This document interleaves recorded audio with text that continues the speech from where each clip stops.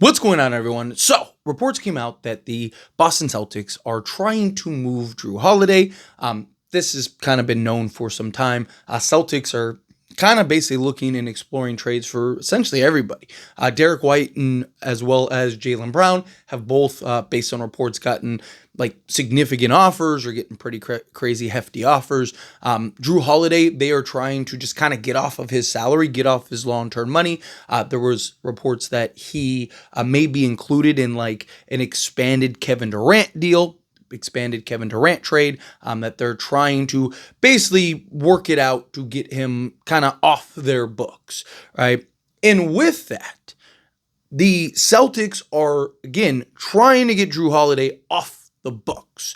They're, based on all the information, they're not necessarily looking to get this hefty return because of Jrue Holiday's age and contract and all that stuff, right? He's 35, just turned 35. Still an incredible player, still would be excellent. He is the ideal guard slotted alongside of Luka Doncic.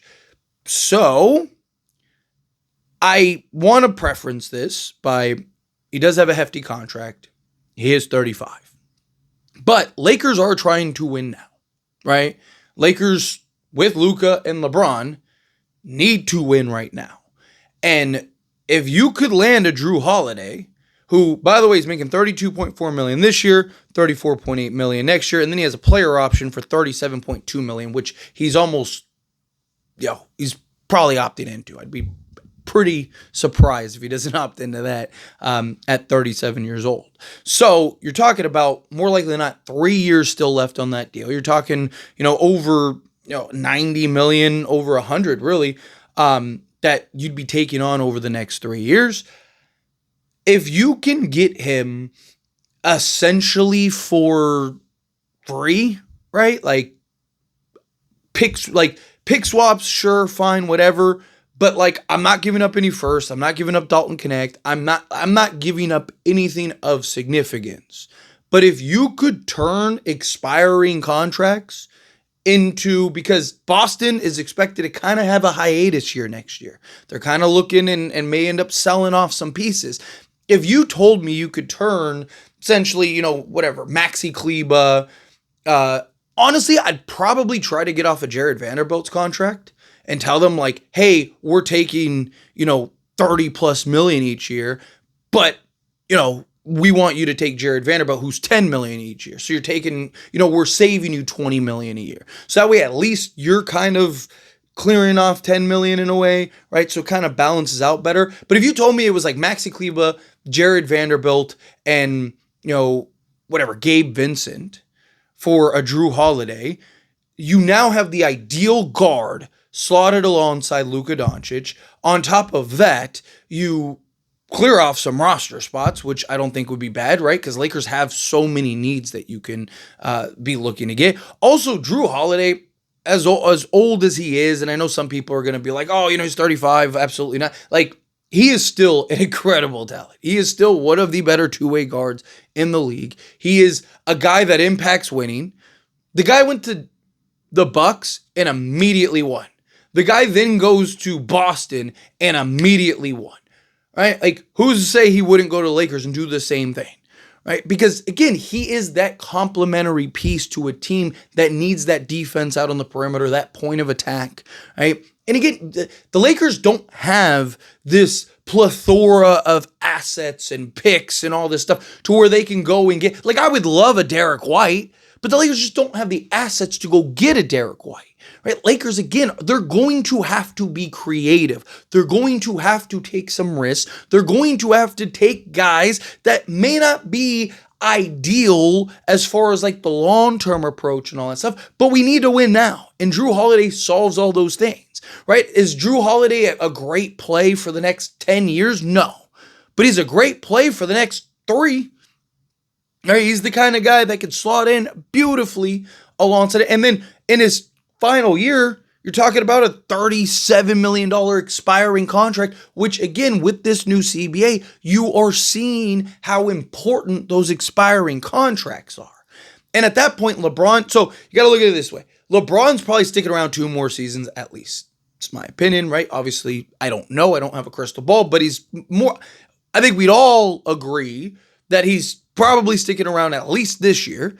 And then he probably plays next year because his son could potentially be in the league next year, his other son, right? So I think bare minimum, he's at least 2 years. So that would lead you into Jrue Holiday's final contract. LeBron falls off the books, right? Let's just say he retires. And then Jrue Holiday becomes a $37 million expiring contract that you can look to move to maybe go get that next star alongside Luka. Or maybe go, or if Jrue Holiday's still excellent, keep him for a year and then figure it out, right? Like, so to me, I don't hate the idea of bringing in Jrue Holiday. But again, I'm not trading anything of substance, right? If you want to get off of his contract, no problem. We're here to help, right? Lakers have the expiring contracts in order to get you off of his long-term side. There is value in that alone. And if I'm the Lakers, I'm trying to get an asset out of that.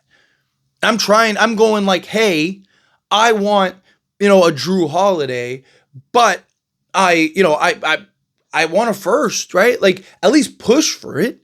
Worst case scenario, if the Lakers just got Jrue Holiday for expiring contracts, fine, right? I'm not no one should complain about that. That's an excellent pickup, an excellent player. That is the exact type of player we need out there on the basketball court, right? A legit 3-and-D guard that can defend 1 through 3, right? Can shoot the basketball, make plays, do everything out there, right? Swiss Army knife type of player that the Lakers could use. Go get a 3-and-D wing and a center, and now we're competing for NBA championships, right? So to me, I look at Jrue Holiday as a piece that I really do think could elevate us. Obviously, again, you got to solve the center position, a few other things, but another piece that continues to elevate us into potential contention status, right? Ideally, if you could get an asset, that would be great, right? Like, again, I would try to get off of Jared Vanderbilt's money. His contract kind of lines up with Jrue Holiday, and it's like, hey, you could be paying $30+ million a year, or you could pay $10 million a year, $11 million a year, right? Like, what would you rather have, right? And you kind of need his contract for that, unless there's a team that just really wants Jared Vanderbilt. And the only reason I want to get off of Jared Vanderbilt's money is because, one, if you're bringing in Jrue Holiday, getting those defensive pieces, you need a better two-way guy. You're probably keeping Dorian Finney-Smith. And, like, as much as I love Jared Vanderbilt, he's just, like, he's an assignment guy, right? Like, at this stage, unless some significant changes end up happening this next season. But realistically, he's probably an assignment guy. But we'll see. Right? Maybe if he takes some strides shooting the 3 ball, maybe there's something where it's like, maybe we should keep this guy around. But again, if you can get an asset, beautiful, right? Can you maybe get a first, even if it's a protected first, that gives you another asset to then go trade to maybe go get that center or go get, another wing or whatever, right? But the biggest thing for me, again, is that Lakers are going to have to be creative. Right? It's not like there's a bunch of these teams aren't just going to help the Lakers, right? Teams aren't just going to pony up guys to help the Lakers, right?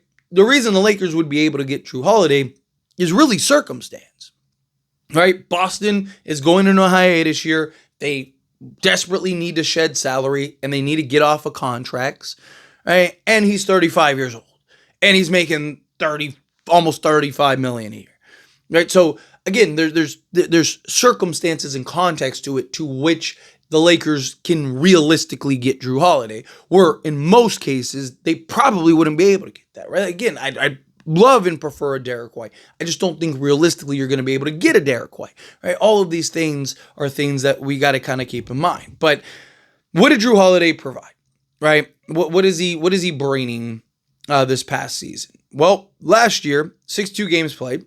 62 games started, averaged just under 31 minutes per game, 9.2 field goal attempts, which is actually the second fewest of his career, by the way.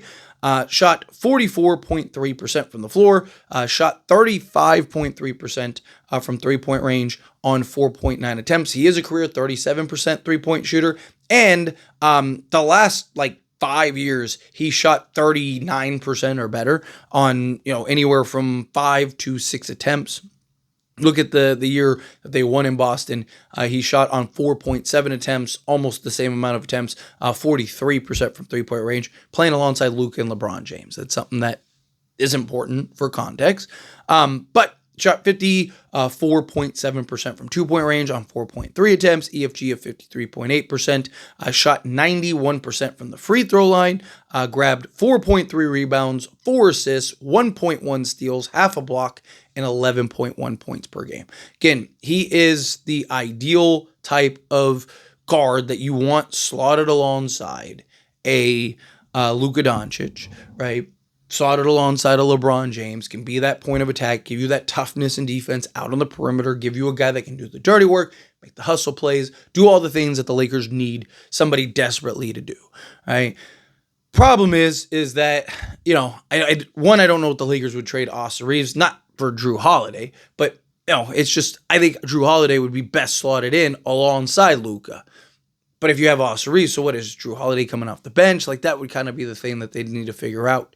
But anyway, as always, this is a discussion. Pass question to you. Let me know your thoughts and opinions down in the comments. That being said, if you haven't liked this video, hit that like button. Helps me a lot. So we enjoy these types of videos, and I truly appreciate it. Not subscribe channel, hit that subscribe button. Turn on the bell notifications. Appreciate y'all. See you in the next one. Thank you.